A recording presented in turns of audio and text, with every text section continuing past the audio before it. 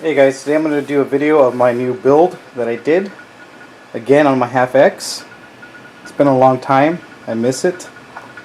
I put all the components in my HAF X, the ones that I have in my tech station. So I'll give you guys a little rundown real quick. Sorry about the lighting, but I got a light here, so bear with me guys. You can see there I have the Asus Rampage 4 Extreme motherboard. I have a 3930K overclocked at 4.6 gigahertz, pretty much 24/7 stable. It runs a little hot, but later on I'll get proper water cooling. I installed the H100 on there with the push-pull configuration the best I could. The stock fans there that came with the Corsair. Up top I still have those Megaflow 200 millimeter fans, one LED, and then the stock went up there as the pull. It works out okay. Pretty much the temps are the same as I had before my tech station with the push-pull, with proper 120 millimeter fans on both ends. Temps are the same, so I'm pretty happy with that. Noise level is pretty good too. It's pretty quiet right now. It's the lowest speed. At the lowest speed you can pretty much not hear too much. The highest speed it is pretty loud. Later on I'll get better fans, maybe some gentle typhoons. I don't know yet. You guys let me know. I got a 140 millimeter fan at the rear, exhausting the air out. Maybe I'll have it as an intake. Don't know yet, to help cool the VRMs. So I got the two GTX 570 HDs, the 2.5 gigabytes of memory each. Bitphoenix Alchemy extensions, braided cables, red for the graphics cards. I wanted to go red and black, but the black is still back ordered for 5 or 8 weeks anywhere online, or anywhere for that matter, so I just got the red. I got a 24 pin extension there, braided black. I have my sound card there, the titanium HD, and that cable right, that ugly cable right there is for the front audio. I might get an extension there to help it, clean it up a little bit, make it look a little bit better, but that's pretty much how I could run the wire. There's no real other way to run that particular wire, so it looks kind of ugly, but it's still pretty cool. I still have my Cooler Master 1000 watt Silent Gold Pro, and that's pretty much it for in here. There's some more, but I'm going to switch positions. Alright, I got a little bit closer up here so you can see the 8-pin power up top and a 4-pin. I went with black for the 8-pin and red for the 4-pin. And then you can see over here, sort of, let me see if I can get a better shot. Well, over here on this side over here, those tubes are in the way. This little clump of wire here, that right there is a 6-pin power to power the graphics cards. Let me see if I can zoom in. See that wire right there where it shows a little yellow, a little red right there? That right there is a floppy power, and that floppy power gives more power to the DIMM slots. So I have that hooked up as well. And then those two big thick black wires right there, and it's exiting out the case. I'll show you in a minute where it goes. That right there is the OC key. That connects to the motherboard, and it goes out to the actual OC key that connects to the, one of the monitors. I'll be doing testing on that, maybe a later future video on it. I just went ahead and connected it, so I won't have to do it later on. But I'm glad I did go with the braided cables, because that's like the only way I could route them going up there. And the only ugly wire here is a fan wire.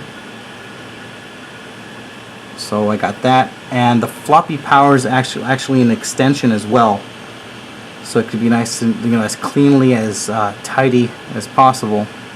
And it goes out and goes up to the back.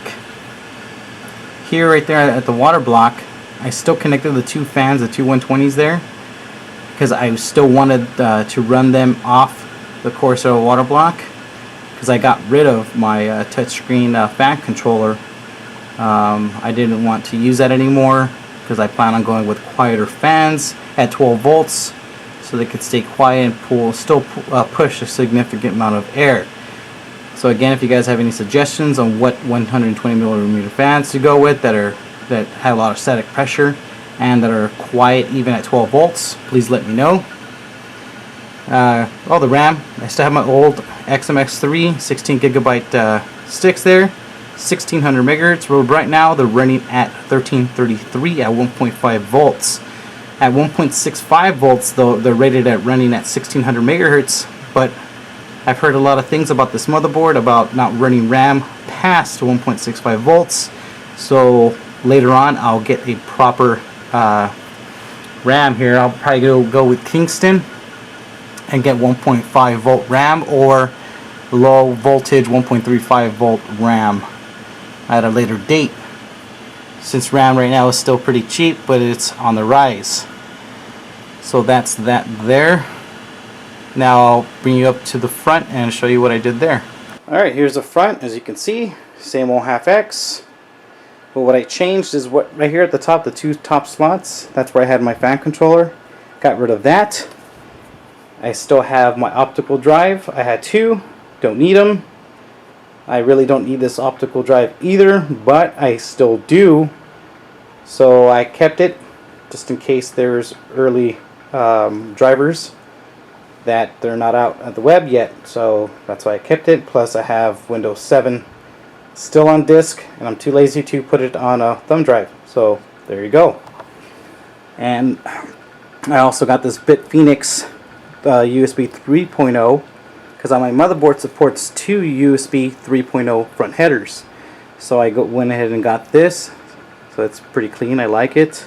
And I also got a card reader, as this build is not just for gaming anymore. I got it for multimedia, graphics design, and video editing, more so than gaming. It's still a gaming rig, you know, mind you, it's still very powerful for gaming, but that's why I went with the 3930K versus going with Sandy or Ivy, and it just annihilates Ivy or Sandy Bridge in CPU and in graphics for that matter.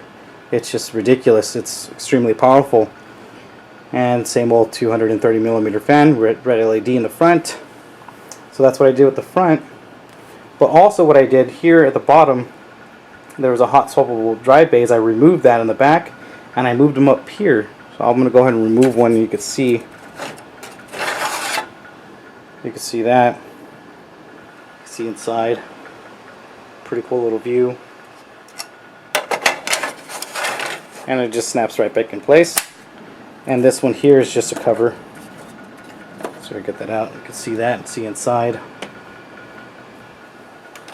So later on, you know, with water cooling, I might water cool this case, maybe, or just get a whole new case altogether. Probably a new case.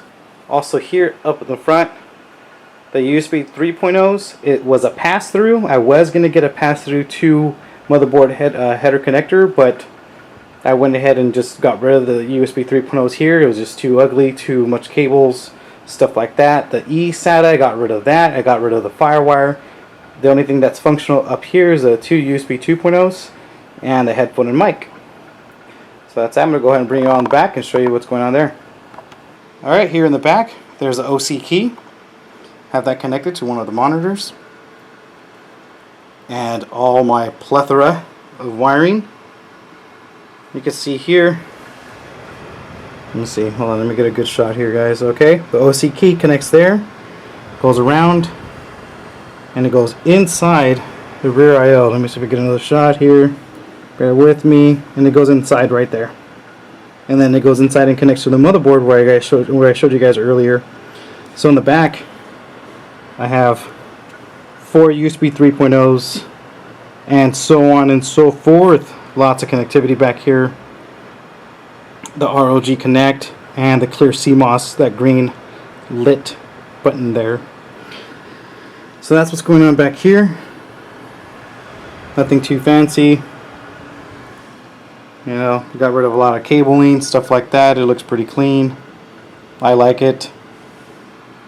Ooh, there's a nice little dent there. Look at that. That's not a dent. It's like a... Ooh, it is. What the hell happened here? Ah, no big deal. Who sees that anyways? But whatever. Okay. Alright guys, that pretty much wraps it up. Show you guys the machine again. Sorry about the lighting. But this is it. It's all done. All nice and as tidy as possibly can be. Now, I love the half X. I liked it You know, I've had it for a year and a half, I don't know, 2 years, a long time. I really like it, but now that I'm building, I've built into this case like 2 or 3 times now, and cable management is just a pain in the ass, especially with the extensions. It's just so much wiring, and the back of the half X is like not even half an inch. It seems like I need more room for cable management, and there's not too much in the terms of like water cooling, because I do want to water cool. Especially this 3930K, it runs really hot and it needs proper water cooling. And there's not too many places where I could put radiators and stuff. It pretty much is only in the top, and it's only has natively for a 200 millimeter radiator, and not even that, because in the top there's not even, it's real flimsy, and there's not even like a cross member going across it. You know, so I can't put a push pull. I don't know how people put a 300 millimeter or 360 rad up there. They must modify, because there isn't no holes for that. There is not. You know, prove me wrong, but there is not. There's just not. I took a good look at it. It's just not possible.